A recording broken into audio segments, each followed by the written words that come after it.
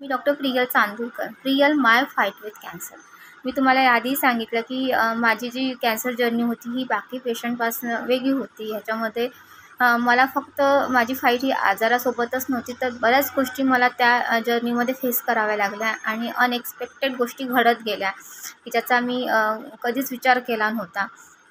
तर ती गोष्ट म्हणजे की लोकांनी, माझ्या सासरच्या आणि नवऱ्यांनी माझ्यावर म्हणजे ही मेंटॅलिटी ठेवली की हा आजार बरा होत नाही, आत्ता मी मरणार आहे.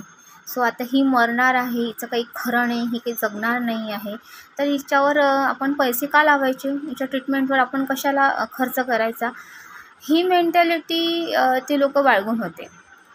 मला त्यांच्या मेंटॅलिटीचा अनुभव होता, त्याच्यामुळे हा असा विचार करतील ते मला माहीत होतं. तर सो मी थोडे म्हणजे काही ना काही प्रिपेअर्ड होते. पण माझ्या फॅमिलीला हा खूप मोठा धक्का होता की आपल्या मुलीचे सासरचे लोक, तिचा नवरा अशी मेंटॅलिटी ठेवत आहेत आणि असा विचार आपल्या मुलीबद्दल करत आहेत.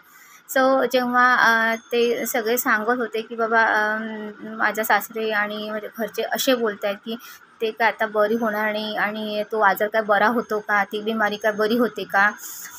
तर हाही खूप मोठा धक्का मला आणि माझ्या फॅमिलीला होता. पण तीही सिच्युएशन त्यांनी हँडल केली, कारण शांत राहणं हेच खूप मोठं त्या वेळेस टास्क होतं.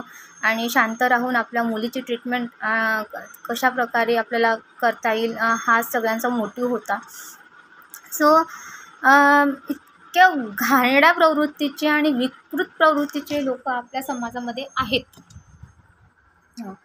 की म्हणजे कधी कधी आपण म्हणतो ना की एक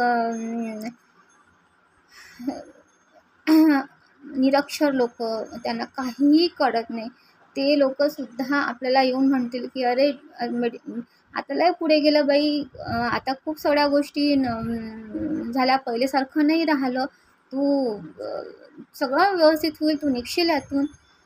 पण ते लोकांकडून तरी आपण हे एक्सपेक्ट म्हणजे करू शकत नाही. पण ते म्हणजे त्यांची मेंटॅलिटी तरी चांगली असते.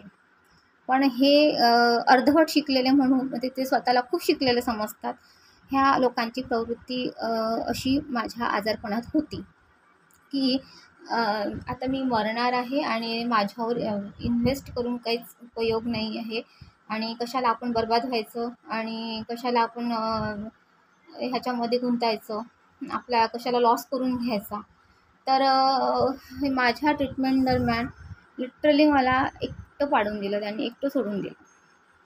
पण असं म्हणतात की सगळीच दरवाजे काही बंद होत नसतात, कुठून ना कुठून आपल्याला मार्ग मिळतो. पण मला त्याही गोष्टीची काही चिंता नव्हती, कारण माझं माहेरची लोक, माझी लोक माझ्यासाठी खंबीर होती त्यावेळेसही. पण एवढंच होतं की बाबा दुःख सगळ्यांना हेच होतं की अशा परिस्थितीत तिला त्या लोकांची जास्त गरज होती. आमची होती, पण आमच्याहीपेक्षा त्या लोकांची जास्त तिला गरज होती. आणि तशा परिस्थितीत त्या लोकांनी अशी मेंटॅलिटी ठेवली आपल्या मुलीबद्दल, असा वाईट विचार आपल्या मुलीबद्दल केला. तर एक खूप मोठं दुःखही होतं, एक अग्रेशनही होतं. पण तेव्हा मुलीचं जीव वाचवणं, मुलीची ट्रीटमेंट करणं हाच सगळ्यांचा हेतू होता आणि त्यातून मला सगळ्यांनी बाहेर काढलं.